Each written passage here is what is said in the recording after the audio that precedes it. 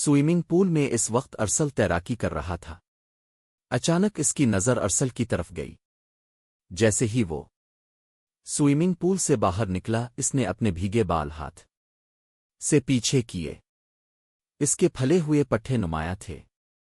اس کی چوڑی جسمانی ساخت اور آنکھوں میں چھائی ہوئی جنونیت دیکھ کر ایمان کو کچھ سمجھ نہ آیا اور اسے ڈر سا لگنے لگا۔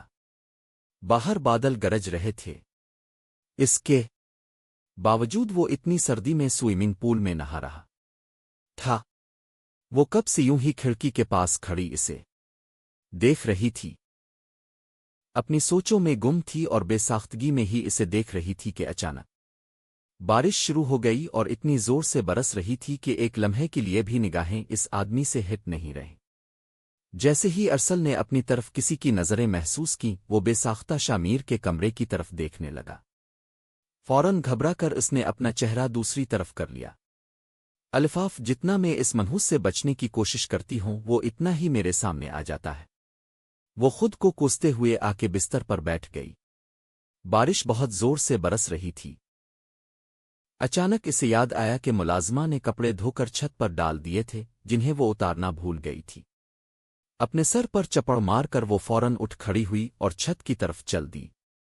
وہ پوری طرح بارش میں بھیگ چکی تھی، لیکن اسے جلدی تھی۔ وہ جانتی تھی کہ اگر اس نے کپڑے نہ اتارے تو پھر بی بی گل سے اچھی خاصی ڈانٹ پڑے گی۔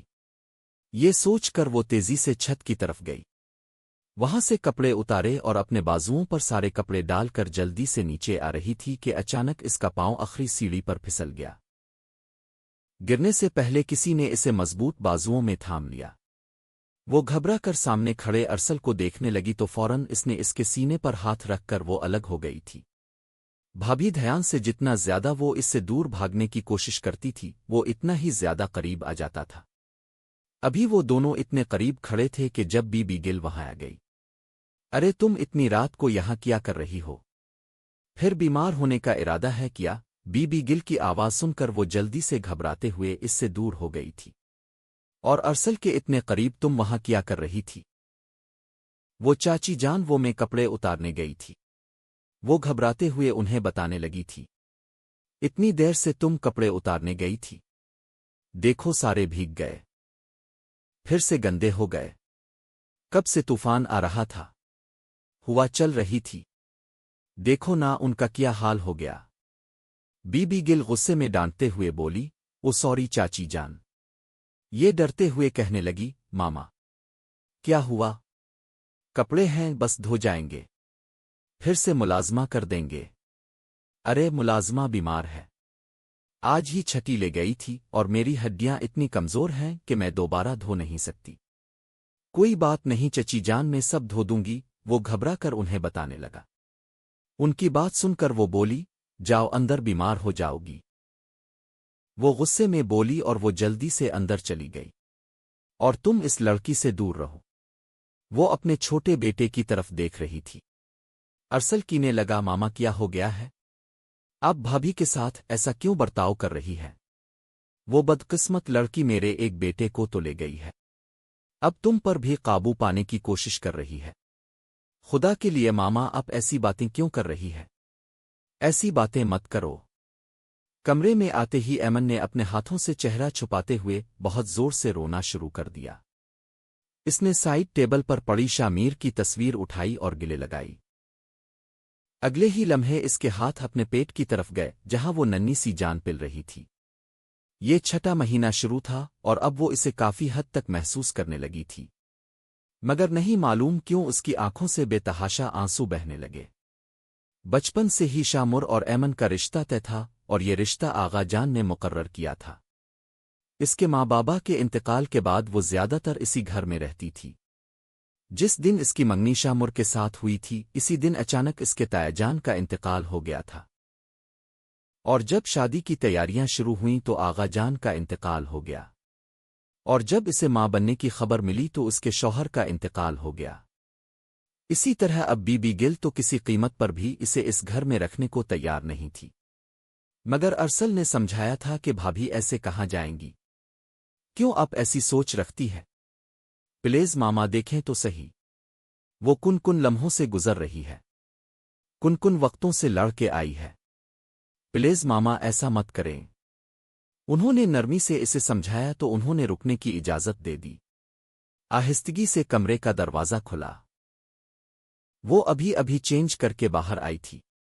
سامنے کھڑے ہوئے ارسل کو دیکھ کر اس کے پیشانی پر بل نمودار ہوئے۔ تم یہاں کیا کر رہے ہو؟ ہمیشہ کی طرح اس کا لہجہ سخت تھا۔ اسے کبھی ارسل اچھا ہی نہیں لگا تھا۔ بچپن سے ہی وہ ارسل سے نفرت کرتی آئی تھی۔ وہ بھابھی پلیز آپ اپنا خیال رکھیں، اور اتنی بارش میں آپ کو چھت پر جانے کی کیا ضرورت تھی؟ اگر اب گر جاتی تو میں نہیں چاہتا تھا کہ میرے بھائی کی نشانی کو کچھ ہو۔ تمہیں میری فکر کرنے کی ضرورت نہیں ہے، میں اپنا خیال اچھے سے رکھ سکتی ہوں۔ جب سے اسے معلوم ہوا تھا کہ ارسل اس کے ساتھ نکاح کرنا چاہتا ہے، تب سے وہ مزید ارسل سے دور بھاگنے اور اس سے نفرت کرنے کی کوشش کر رہی تھی، کیونکہ یہ بات بھی اس نے ادھر ادھر سے سنی تھی کہ ارسل اپنے بھتیجے کو اپنا نام دینا چاہتا ہے، اس کے ساتھ نکاح کرنا چاہتا ہے۔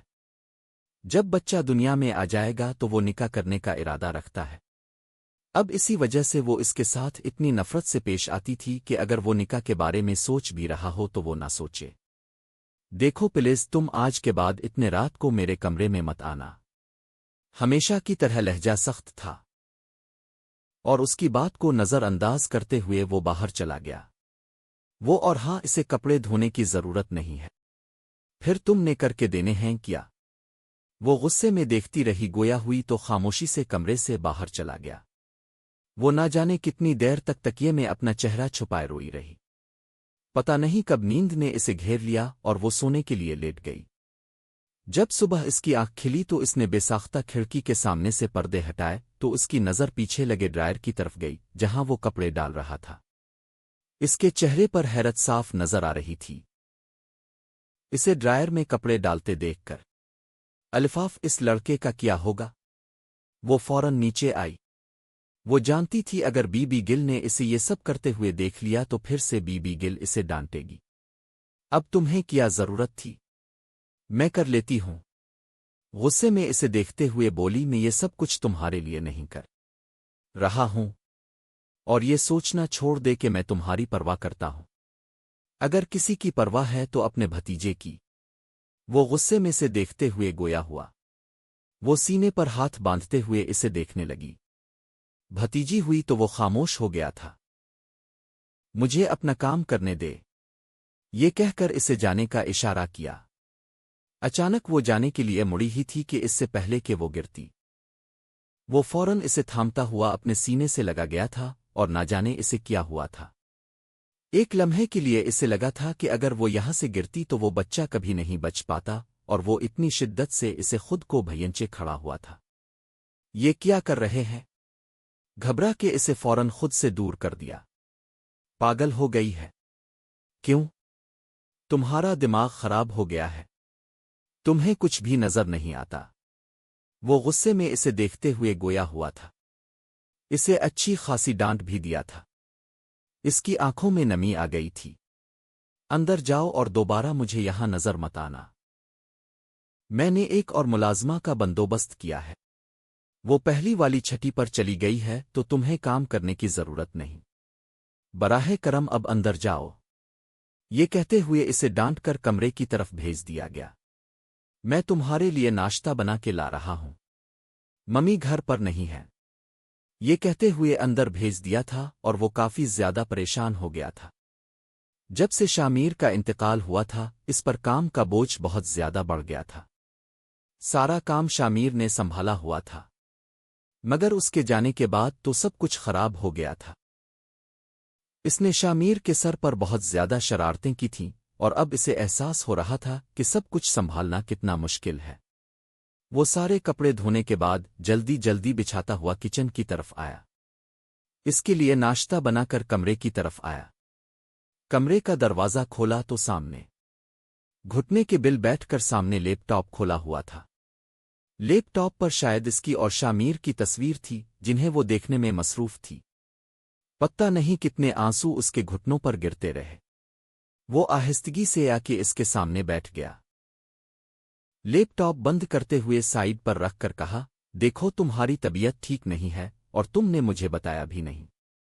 मैंने अभी तुम्हारी फाइल देखी है। इस महीने की 10 तारीख को तुम्हें चेकअप के लिए जाना था।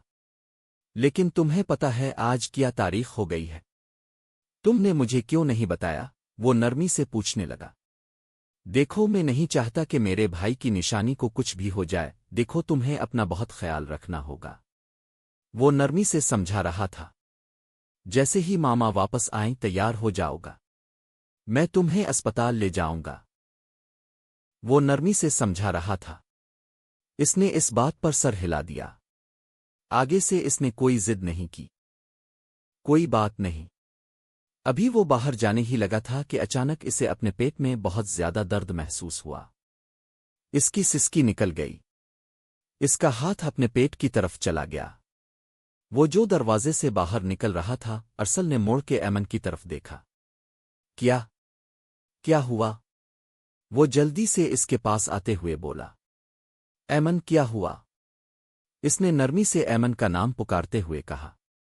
बहुत ज्यादा दर्द हो रहा है। दर्द क्यों हो रहा है? सब कुछ ठीक तो है ना? वो बहुत घबरा गया था।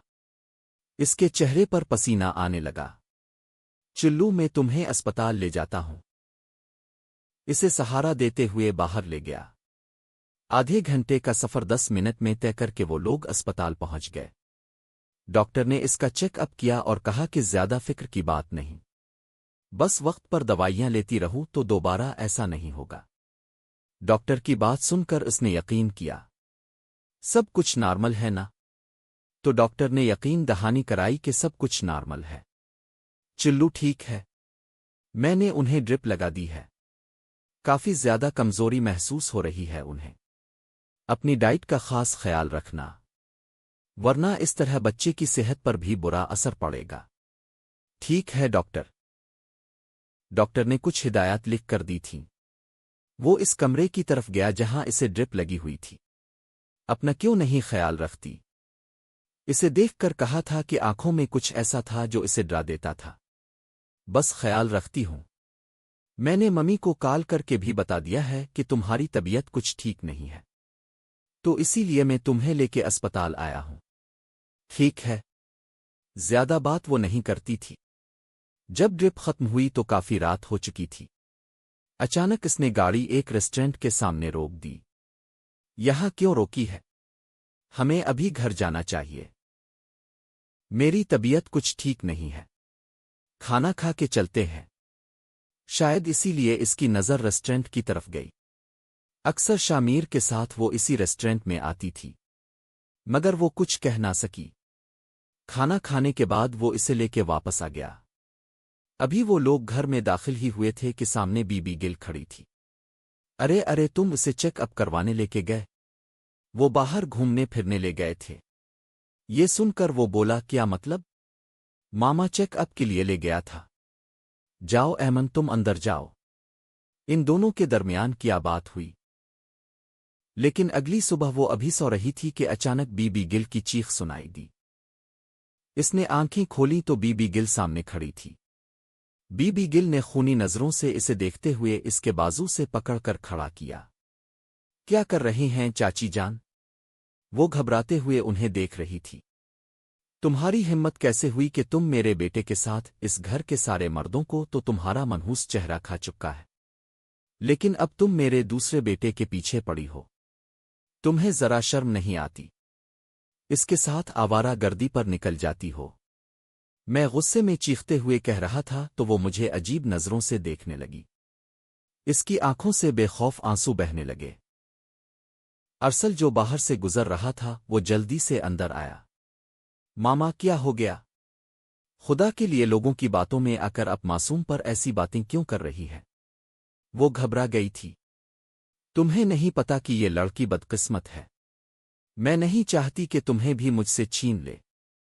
इस बदकिस्मत लड़की ने सब कुछ तो मुझसे छीन लिया है, और अब ये तुम्हें भी मुझसे छीनना चाहती है।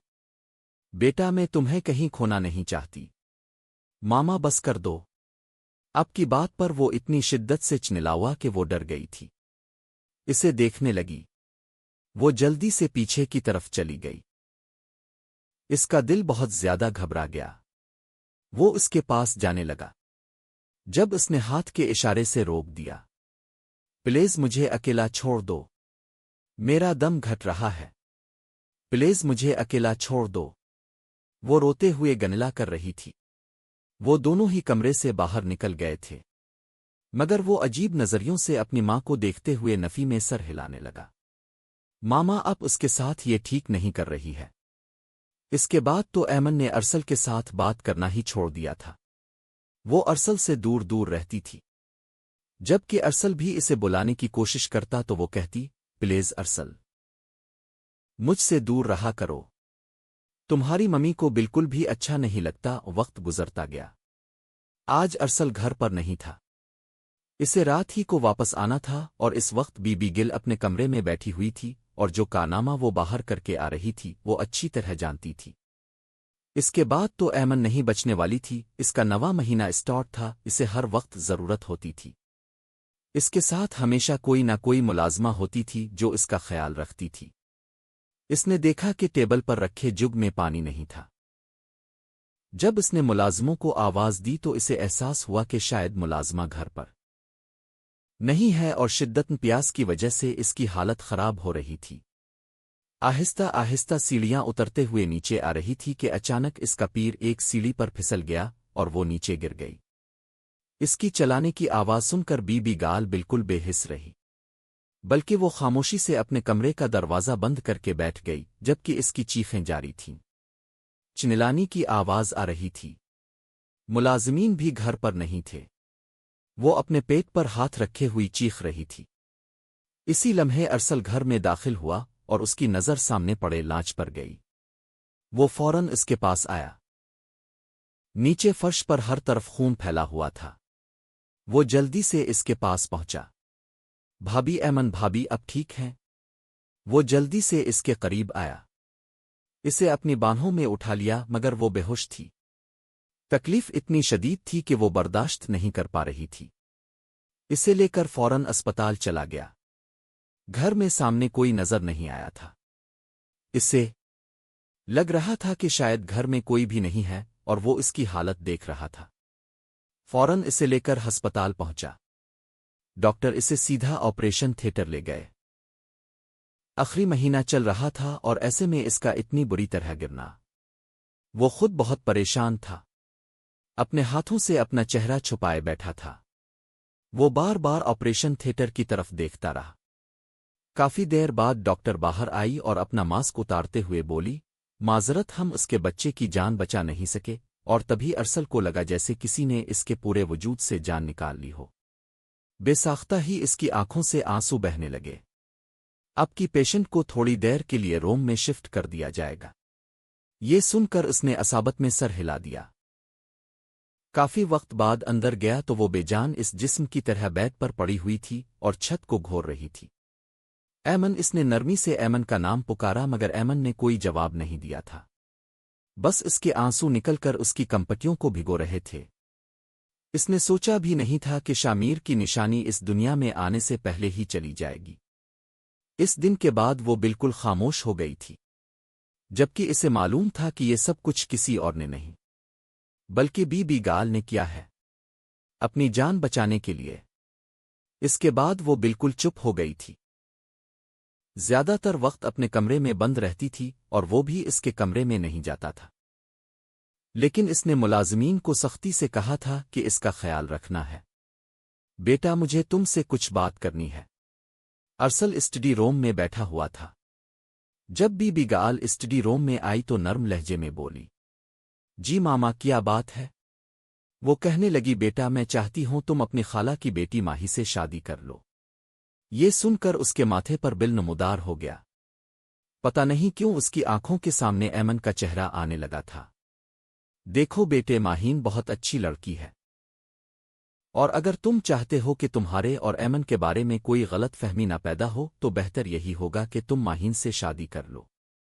یہ سن کر اس نے ان کی طرف دیکھا اور بولا، ٹھیک ہے ماما، میں ماہین سے شادی کرنے کے لیے تیار ہوں۔ ماہین کو وہ بچپن سے ہی بہت بری لگتی تھی، مگر اس وقت یہ اس کی مجبوری تھی۔ اگر وہ اس رشتے سے انکار کر دیتا تو بی بی گال پھر سے کوئی نیا ہنگامہ کھڑا کر دیتی۔ इसी वजह से ये मजबूरी में रिश्ता मंजूर करना पड़ा और माही के साथ रिश्ता तय हो गया। आज इन दोनों की मंगनी थी। माही इस पहलू में बैठी बहुत खूबसूरत लग रही थी, मगर इसे माहीन से बिल्कुल भी कोई ताल्लुक नहीं था। वो चारों तरफ देखने लगा। जब इसने देखा तो इसे ऐमन कहीं नजर नहीं आई थी। मामा इसने बीबी गिल को बुलाया था ताकि वो उनसे ऐमन के बारे में पूछ सके, मगर उनके चेहरों पर छाया हुआ गुस्सा देखकर इसने नहीं पूछा कि ऐमन कहाँ है। मंगनी की रस्म के बाद वो वापस आ गए थे। वो तो सीधा अपने कमरे की तरफ चला गया था, जबकि इसे ये समझ आ चुकी थी कि बीबी गिल ने ही ऐमन को मंगनी के फंक्शन में आने से मना किया था। बीबी गिल तो अपने कमरे में चली गई थी। वो आहिस्तगी से उठा और ऐमन के कमरे की तरफ गया। वो ऐमन से कुछ बात करना चाहता था। इसने आहिस्तगी से दरवाजे पर दस्तक दी तो दरवाज़ा आहिस्ता आहिस्ता खिलता गया। जैसे ही इसने ऐमन के ऊपर से कंबल हटाया तो वो बुखार में तप रही थी। बेसाख्ता ही ऐमन की कलाई को हाथ में पकड़ते हुए इसका बुखार महसूस किया। ऐमन को इसने आहिस्तगी से गाल पे थपथपाया। शायद वो नीम बेहोशी की हालत में थी। ऐमन अब ठीक हो, ये कहते हुए वो फौरन से इसे अपने बाजू में उठाता और अस्पताल पहुंच गया। इसकी तबीयत बहुत ज्यादा खराब लग रही थी। वो बुखार में जल रही थी। डॉक्टर ने बताया कि सर्दी की वजह से इसे इतना शदीद बुखार हुआ है। वो बहुत ज्यादा परेशान हो गया था। पहले इसने इतना बड़ा सदमा बर्दाश्त किया था। अपने बच्चों को खोया था। वो नहीं चाहता था कि मजीद किसी तकलीफ से गुजरे। वो पूरी रात इसके पास बैठा रहा। इसे ड्रिप्स वगैरह लगाई गई थी और वो वहीं पड़ी हुई थी। वो कुर्सी पर बैठा था कि अचानक इसकी आंख खिली।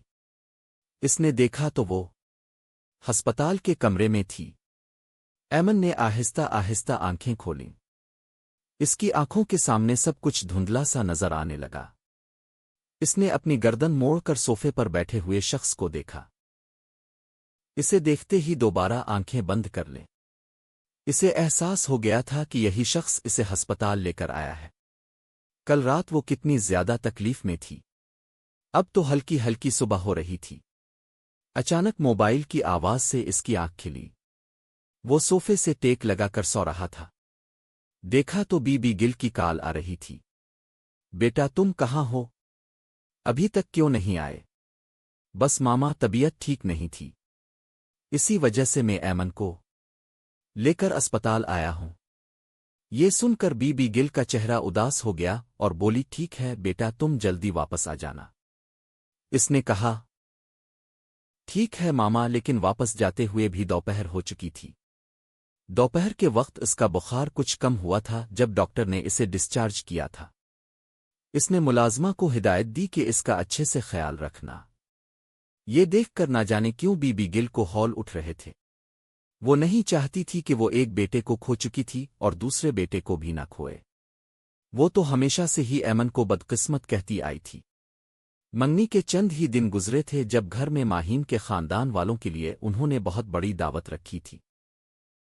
इसके बावजूद ऐमन से कहा था कि काम करने के बाद तुम अपने कमरे में चली जाना, और उसने भी कहा था ठीक है।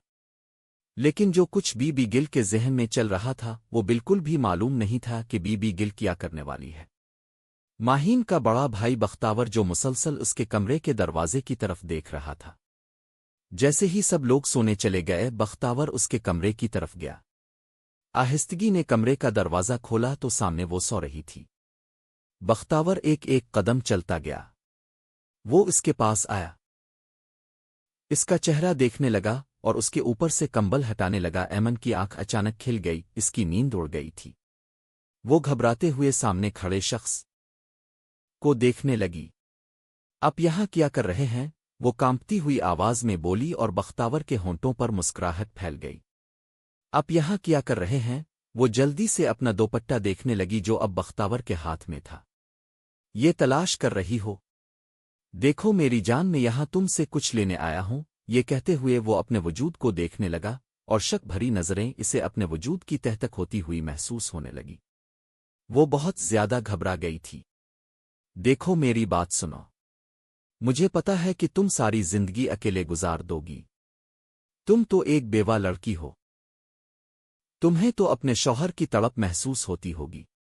وہ سنجیدگی اس کی آنکھوں میں دیکھ کر گویا ہوا تھا۔ تو تم یہاں کیا کر رہی ہو؟ وہ ڈرتے ہوئے بولی تھی۔ وہ اچانک اس کے قریب آنے لگا۔ وہ گھبراتے ہوئے اس سے پیچھے ہٹنے لگی۔ اس نے پیچھے کی طرف دھکا دیا۔ چھوڑو مجھے، اس کے بازو پکڑتے ہوئے اسے پیچھے دیوار کے ساتھ لگا دیا۔ وہ خود کو چھڑانے کی کوشش کرنے لگی۔ ارسل جو وہ باہر سے گزر رہا تھا کہ اچانک اس کے کمرے سے مختلف آوازیں سن کر اس کی پیشانی پر بل نمودار ہو گئے۔ وہ فوراً کمرے کی طرف بڑھا۔ اس نے زور سے دھکا مار کر دروازہ کھولا تو سامنے ایمن کھڑی تھی۔ جیسے ہی بختاور نے ایمن کا ہاتھ چھوڑا، وہ روتے ہوئے سیدھا ارسل کے سینے سے جا لگی۔ وہ خود نہیں جانتی تھی کہ اس نے ایسا کیوں کیا، مگر اس کا پورا وجود کانپ رہا تھا۔ یہ تمہاری ہمت کیسے ہوئی اسے ہاتھ لگانے کی؟ بتاؤ مجھے۔ اس نے بختاور کے گلے سے پکڑ کر اس کے منہ پر مکہ مارنا شروع کر دیا۔ اس کی ناک سے خون بہنے لگا۔ سارے حویلی والے اکٹھے ہو گئے تھے۔ ماہین کی ممی غصے میں بولیں، بیٹا تم کیا کر رہے ہو؟ مامی میں تو اس سے بات کرنے آیا تھا۔ بختاور کانپتے ہوئے پیچھے ہٹنے لگا۔ میں نے تو اس سے بات کرنی تھی، لیکن یہ خود میرے پاس آ رہی تھی۔ تو وہ بہت چالاکی سے جھوٹ بولنے لگا۔ جھوٹ بول رہا ہے یہ۔ چھوڑو میرے بیٹے کو۔ اس کی ممی آگے بڑھنے لگی۔ خبردار، میں اس کی جان نکال دوں گا۔ یہ کہتے ہوئے اسے مار رہا تھا۔ ماہی بولی، پیچھے ہٹو، میرے بھائی کو چھوڑو۔ تمہیں کیسے ہمت ہوئی میرے بھائی پر ہاتھ اٹھانے کی؟ لیکن وہ پھر بھی اسے بہت بری طرح مار رہا تھا۔ یہ دیکھ کر بی بی گل کو غصہ آ گیا۔ اس لڑکی نے خود ہی اسے اپنے کمرے میں بلایا ہوگا، پھر الزام لگا دیا ہے۔ میں ایک لمحہ بھی اس لڑکی کو اس گھر میں برداشت نہیں کروں گی۔ ابھی اسی وقت اس لڑکی کو گھر سے نکالو۔ وہ غصے میں چلوتی ہوئے بولی تو ارسل وہ کہنے لگا، نہیں ماما، بلکہ میں ابھی اسی وقت ماہین کے ساتھ تمام تعلقات ختم کر دیتا ہوں۔ میں ایمن کے ساتھ صبح ہوتے ہی نکاح کر لوں گا۔ یہ سن کر سب کا دماغ گھوم گیا۔ ماہین غصے میں صرف اسے دیکھتے ہوئے بولی، مجھے بھی کوئی شوق نہیں ہے تمہارے ساتھ شادی کرنے کا۔ تم اپنی اس بھابھی کے نخرے اٹھاؤ، تم ہی اس کے لائق ہو۔ تمہارے حصے میں شادی شدہ عورت ہی آئے گی۔ یہ کہہ کر وہ غصے میں وہاں سے چلی گئی تھی، اور بی بی گل اسے دیکھنے لگی۔ اچانک بی بی گل ایمن کی طرف گئی اور تھپڑ مارنے لگی۔ جب ارسل نے اس کا ہاتھ پکڑا اور کہا، بس کرو ماما، اور کتنی زیادتیاں کرو گی اس پر؟ تم نے پہلے ہی اس کے بچے کی جان لے لی۔ میں خاموش رہا، اپنے کیا کچھ نہیں کیا۔ ہر جگہ وہ خاموش رہی۔ اس نے تمہیں کچھ کہا؟ کبھی جواب دیا؟ تم یہ سب کچھ اس کے ساتھ کیوں کر رہی ہو؟ بس کرو۔ وہ چیختی ہوئی بے ہوش ہو گئی اور وہ خاموش ہو گئی۔